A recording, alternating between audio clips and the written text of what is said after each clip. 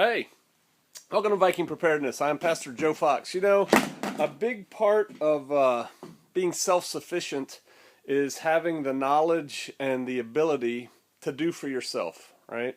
And you can't be afraid to try new things. And that's kind of why I've been showing you this house that we've been building. You know, we didn't know what we were doing when we started. We've made some mistakes along the way. None of them were too hard to come back from. But we're getting close, and you know, we're building an off-grid home. We're building it off the grid. We're going to live off the grid in it, and we're excited about that.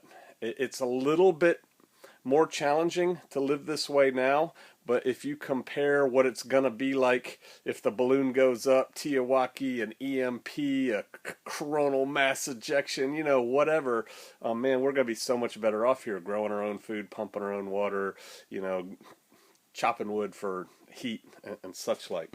And so we're almost done insulating. I've got a little bit more up here I have to do. And you know, because we're learning as we go, when we put the rafters up first, and then we went in and put these 2x4s, these little vertical 2x4s up so we could hold the sheathing on.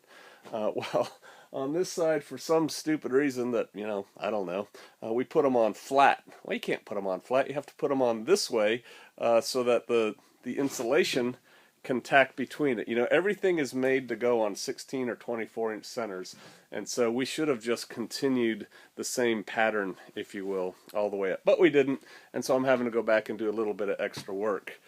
So we're almost done. It's a little house. We're going to have a bedroom and a bathroom over there, a living room in here, kitchen, and then a little guest room and office if you're not too dizzy. Now, the next thing I'm going to do after I insulate that eave over there is insulate this eave. Can you all see that?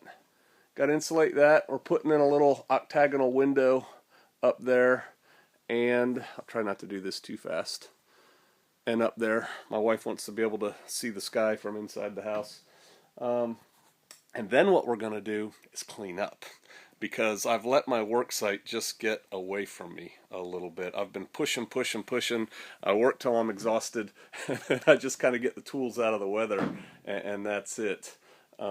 And so what we're going to do is pick up.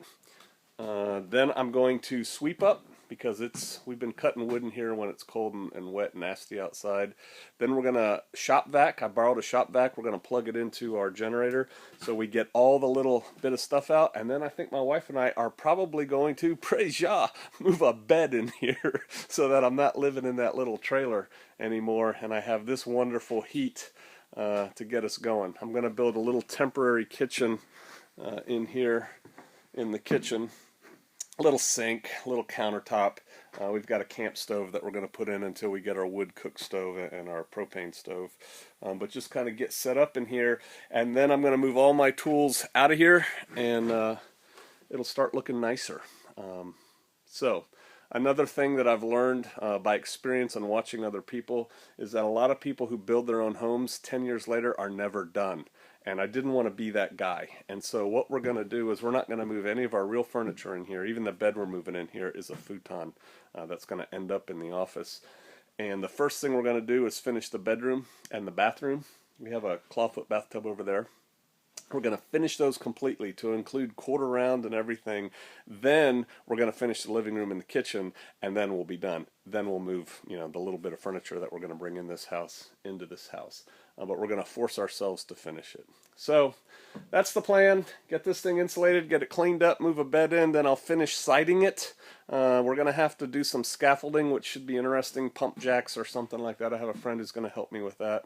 And yeah, we should be rocking. So again, you know, if I can do it, you can do it. I knew nothing about construction 2 years ago, and you know, maybe somebody who's really good at it would look at this and go, you know, Pastor Joe, you haven't learned a whole lot, but I think I have. All right, we'll see you out there.